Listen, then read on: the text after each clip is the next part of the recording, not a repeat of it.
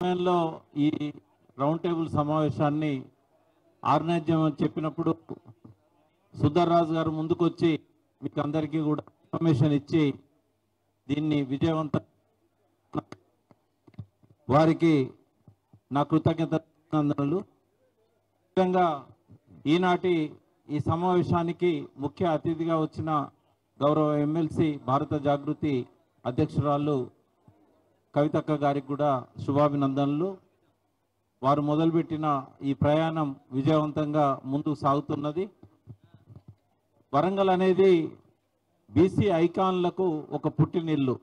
మనం ఒక చాకలి ఐలమ్మ, దొడ్డి కొమరయ్య, ప్రొఫెసర్ జయశంకర్ లాంటి యావత్ తెలంగాణ గౌరవించే బీసీ బిడ్డలందరూ కూడా ఇక్కడ పుట్టిన వాళ్ళే. ఆయా కులాలకే కాదు తెలంగాణకే గర్వకారణంగా వారు ఐకాన్స్గా ఉన్నారు.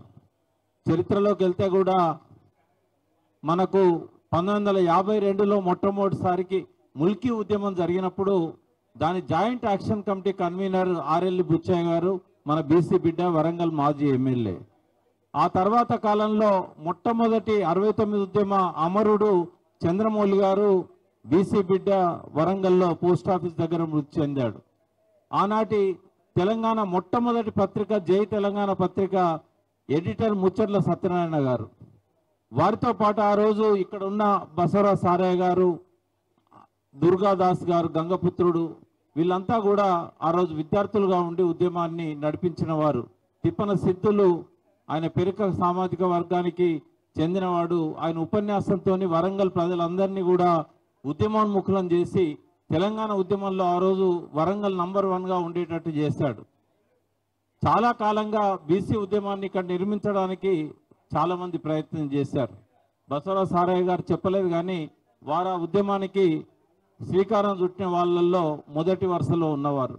మాచర్ల జగన్నాథం కానీ, ముచ్చర్ల సత్యనారాయణ గారు కానీ గౌతుల అచ్చన్నం తీసుకొచ్చి బీసీ ఉద్యమాన్ని వరంగల్లో మొదలు పెట్టాలని ప్రయత్నం చేశారు.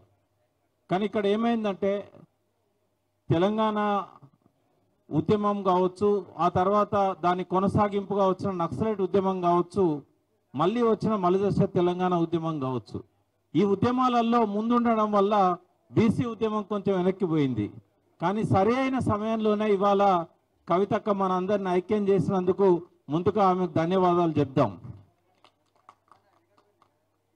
నేను కొన్ని కటువైన మాటలు మన బీసీల గురించే మాట్లాడతా.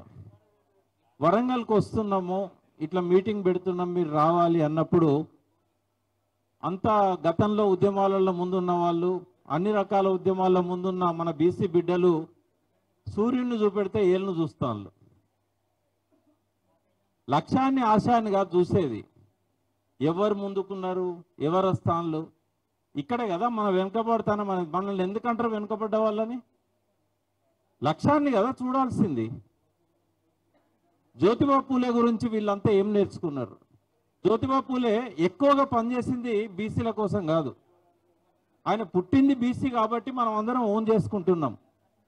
ఆయన ఏ బ్రాహ్మణ వ్యవస్థను వ్యతిరేకించిండో ఆ బ్రాహ్మణ కుటుంబాలలో వితంతువుల వివాహాల కోసం పనిచేశాడు.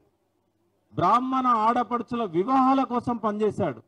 బ్రాహ్మణ వితంతువులు ఎప్పుడైనా గర్భిణీ స్త్రీలు అయితే వాళ్ళని చంపేసేవాళ్ళు, వాళ్ళ కడుపుల్లో బిడ్డలను చంపేవాళ్ళు.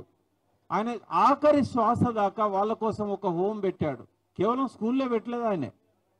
ఆయన ఎక్కువగా పనిచేసింది దళితుల కోసం, అప్రెస్డ్ వర్గాల కోసం.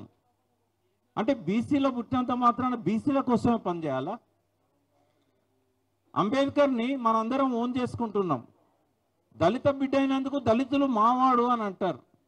కానీ ఒక లక్ష్యం కోసం పనిచేసే వాళ్ళ కులం ఉంటుందా?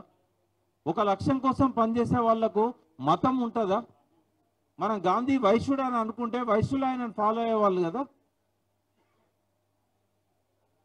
కవితక్కకి ఏం తక్కువైందని అమెరికాలో ఒక ఉన్నత విద్య చదివి మంచి భవిష్యత్తును వదిలిపెట్టి ఇక్కడ అందరం లాఠీ దెబ్బలు తింటుంటే జైళ్లలో పోతున్నప్పుడు ఇక్కడికి వచ్చి మనతోనే ఆమె రోడ్ల మీదకి రావాల్సిన అవసరం ఏమొచ్చింది?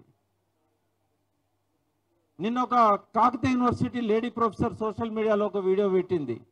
అంటే బతుకమ్మ మేము ఆడలేదా అన్నాడు. ఆమె వచ్చినాకనే బతుకమ్మ మొదలైందా అంటే ఎట్లా ప్రొఫెసర్ అయినావు తల్లి నువ్వు? నీకు ఎవడు పిహెచ్డి ఇచ్చిండు? బతుకమ్మను ఒక ఉద్యమ ప్రతీకగా మార్చింది కవితక్క. బతుకమ్మ తెలియదని కాదు. మరి మరి బతుకమ్మ అది రెడ్డోళ్ళ పండుగ, వెల్మల్ల పండుగనా, మన అందరి పండుగనా? అది గ్రామీణ ప్రాంతాల్లో సబ్బండ వర్ణాలు జరుపుకునే పండుగ కదా అది. వాస్తవంగా మన కూలీనాలు చేసుకునే కాపుదాన పోలు జరుపుకునే పండుగ కదా. మరి ఆమె నేను అగ్రకులంలో పుట్టినా అని చెప్పి బతుకమ్మను పక్కకు పెట్టలే కదా. ఉద్యమ ప్రతీకలుగా ఆ రోజు తెలంగాణ తల్లిని మనం 2007వ సంవత్సరం నవంబర్ 15న తెలంగాణ భవన్లో మొట్టమొదటిసారిగా స్థాపించుకున్నాం. అంతకంటే సంవత్సరం ముందు కదా బతుకమ్మను ఇవాళ తెలంగాణ ఉద్యమ ప్రతీకగా ఆమె తీసుకొచ్చింది. కులాలను మతాలను మనమే ఏలుబెట్టి చూపెట్టి మన కోసం పనిచేసే వాళ్ళని మనం దూరం చేసుకోవడం అనేది బుద్ధిహీనమైన పని. వేదిక నుంచి ఇక్కడ వరంగల్లో ఉన్న బీసీ మేధావులకు, వివిధ పార్టీల వెనుక ఉన్న బీసీ కుల సంఘ నాయకులకు నేను మరొకసారి విజ్ఞప్తి చేస్తున్నా, మీరందరూ కూడా ఈ ఉద్యమంలోకి రావాలి. మనమే నడుపుకుందాం. మనకు సంఘీభావంగా సపోర్ట్గా నిలబడ్డ వాళ్ళు ఏ కులమని మనం చూడాల్సిన అవసరం లేదు. తెలంగాణ ఆడపడుచుగా మనం కవితక్కను గౌరవిస్తాం, కానీ ఆమె ఒక సామాజిక వర్గంగా ఎన్నడూ కూడా మనం ఆమెను చూడం. ఇవాళ కేసీఆర్ గారు వాస్తవంగా వాళ్ళ సామాజిక వర్గాన్ని చేసిన దానికంటే దళితులు ఆర్థికంగా బలోపేతం కావాలనుకున్నాడు. ప్రతి దళిత కుటుంబం కూడా 10 లక్షల రూపాయలతోని తన కాళ్ళ మీద తను నిలబడ్డట్టయితే అంటరానితనం పోవాలనుకున్నాడు. ఒక మంచి ఆశయం కోసం ఆయన నిలబడితే ఆ దళితులు ఆయనను అర్థం చేసుకోక ఇవాళ ఓటమికి కారణమైనారు. బీసీలకు వృత్తి పని వాళ్ళకి ఇందాక మిత్రులు చెప్పారు, వృత్తి ఉంది. ఫ్యూడలిజం పోలేదు, ఇంకా క్యాపిటలిజం రాలేదు, ఇంకా సోషలిజం అనేది మనం చూడలేం. ఆశయాలను నమ్ముకొని వేలాది మంది మరణించిన గడ్డ తెలంగాణ గడ్డ. ఇక్కడ కూడా మనం ఈ సూర్యుడిని చూపెడితే వేలును చూసే సంస్కృతిని మనం వదులుకోవాలని చెప్తున్నాను. బీసీలకు ఒక గొప్ప రచయితగా మన వరంగల్ జిల్లాకే పుట్టిన ఒక బీసీ బిడ్డ సోషల్ మీడియాలో వీడియోలు పెడతాడు కవితక్క గురించి. దయచేసి ఆయనకు చెప్పండి, మనందరం కూడా చెప్దాం. ఇట్లాంటి మాటలతోనే మీరు అందరికి దూరమైనలు.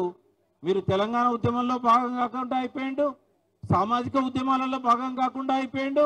4 గోడల మధ్య పుస్తకాలు రాసుకుంటూ అందరితో తగాదా పడుతుంటాడు. వైశ్యులతో తగాదా పడ్డాడు, ఇవాళ అందరితో తగాదా పడుతున్నాడు. ఈ పిహెచ్డీలు ఎందుకోసం? చెత్తపుట్ట దాఖలు చేసుకోవడానిక? డాక్టర్ని ముందు పెట్టుకొని అడ్డమైన మాటలు మాట్లాడితే నాలుకలు తెగకొస్తాం. బీసీ బిడ్డ అని కూడా చూడం. సామాజిక